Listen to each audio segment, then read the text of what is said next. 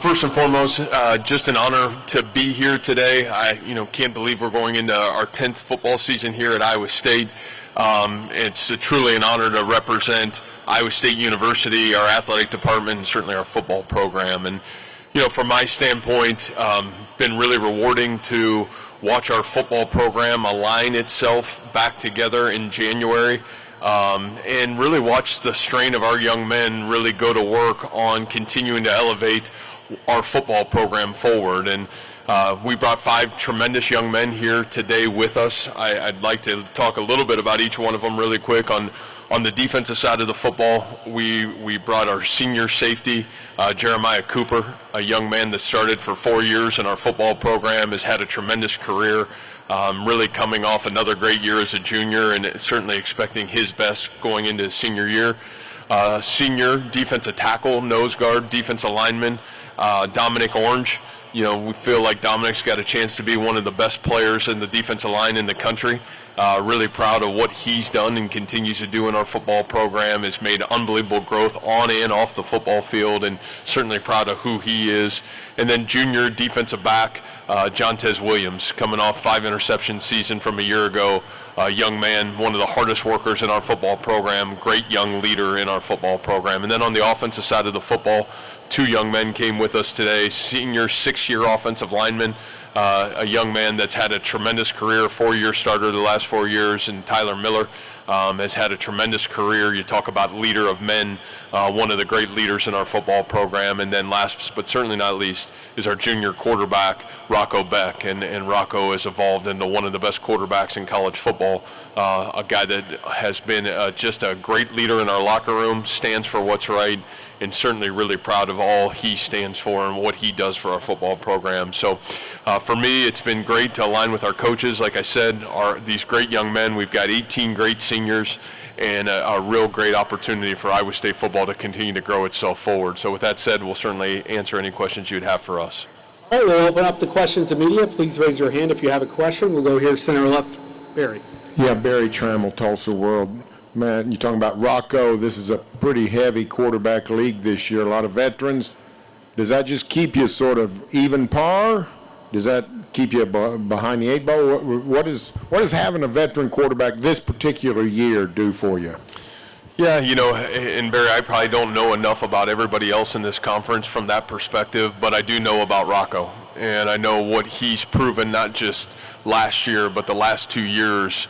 I'd say in a lot of ways he's the reason why our football program has clawed back to where we are right now. And, I thought he had an incredible redshirt freshman year, came onto the scene and really had a great year, in 23. And then for him to have the maturity and honestly the leadership to do what he did last year was really special. I mean, the moments that he was able to play, especially when you look at, late in the game, what he was able to do in some critical moments, the ability to extend plays, make the winning plays, really special. And so from our end of it, every time we've had a guy like that, it's given us a chance to reach our full potential as a football team and a program. And, I think Rocco's leadership is as special as what I've seen or been around from a quarterback. So we're really proud of him. And obviously we've been really fortunate to have some great quarterbacks at Iowa State. We're going to go to center left, far back. Good morning, Coach. I'm Melissa Cooper with the Fort Worth Star-Telegram. So the Big 12 has changed a lot. You've seen teams leave the conference. You've seen new teams come in. But how does that impact the way that you recruit players, either from the transfer portal or high school players, in terms of illustrating that level of competition that players can expect?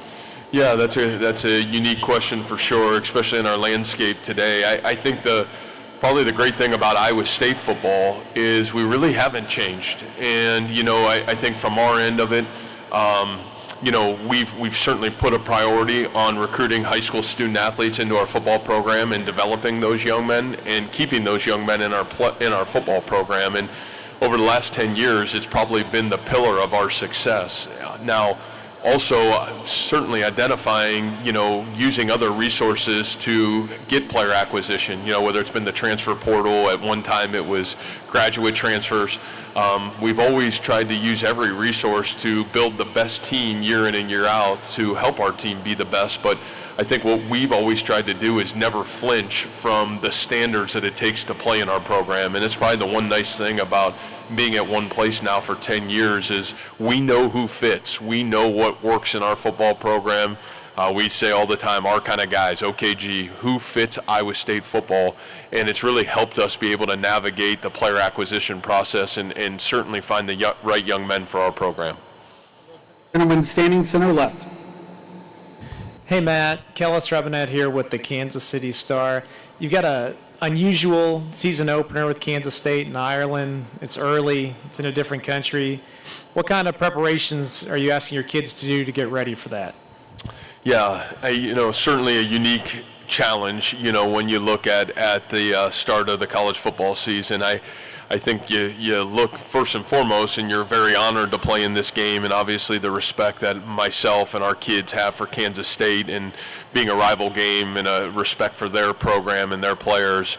It just makes it a really unique opportunity. And so I think sometimes when it is unique, it really focuses, Zoom focus, and I almost feel like since January we've had to talk about this. Not only what does it mean to play a game like that early in the season, but also the travel and what happens post that game. I think if you look at the history of this Week 0 game, I don't know if anybody's really handled it very well, whether they won or lost the game. I think they've had some tougher moments post that game. And so I think when you look at this, you got to look at it in its entirety, and you got to be able to look at what are the challenges. How did you set up your spring calendar? How do you set up your summer calendar?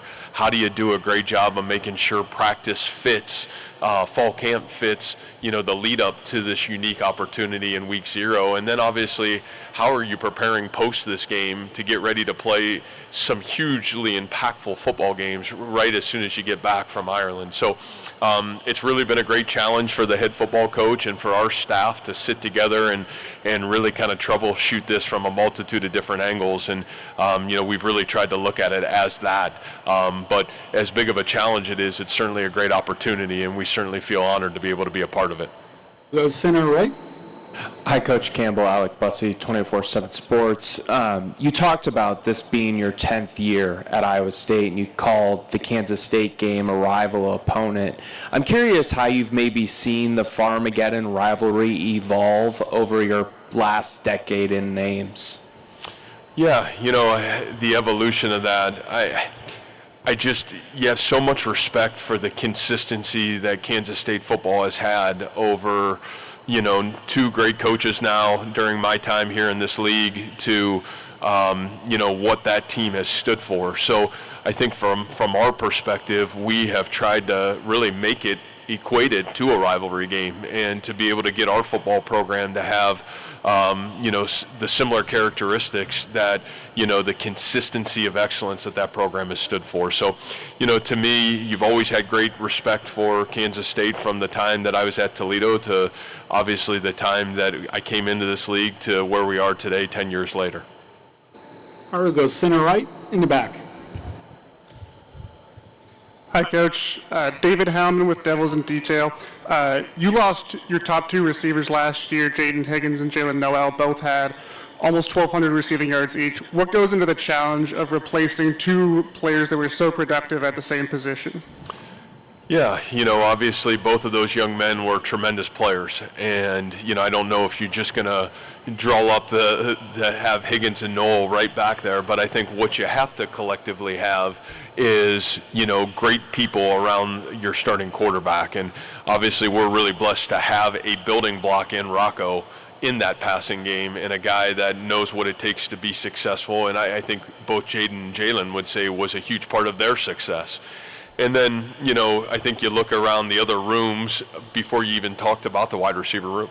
We feel like we have one of the best tight end rooms in the country, with Ben Bramer and Gabe Burkle. And obviously we didn't have Ben last year, which we thought really hurt us to be able to get him back to have Burkle, who came on and was just incredible down the stretch run for us as elite pass catchers, guys that can really, challenge the defense. Then you look at the offensive backfield and what Hansen and Sama can do, both as runners and catchers out of the backfield.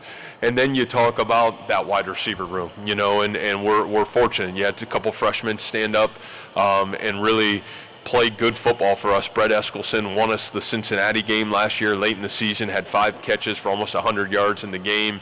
Man, had some big catches for us down the stretch run in the season. You had Dominic Overby as a freshman that really stepped in and had some really big moments for us. And then you talk about Daniel Jackson, a 6-year senior, that in 23, the reason we kind of got off the mat after that tough Ohio loss was Daniel Jackson led us to some huge games in 23, and he got injured in fall camp. We didn't have him last year, and to get him back as a veteran is huge. And then you talk about the addition. We were fortunate. We Chase Soule, a young man from East Carolina that had a great start to his career there, is now in our program. Really had a great spring ball for us. Xavier Townsend from Central Florida, who is a tremendous skill football player. So we've got some great pieces. Obviously, those pieces are going to have to prove it in our system, but to have some guys that have proven in our system around a great quarterback, we feel really confident about what that has the ability to look like. We'll go center left, 7th row. JT Wistersill, Locked On Utes. Coach, so often you see teams rarely make it back to the Big 12 title game for a second year in a row. What is it about this conference that makes it so challenging to do that? And how do you feel your team is ready to try and make it back to that game with a different result?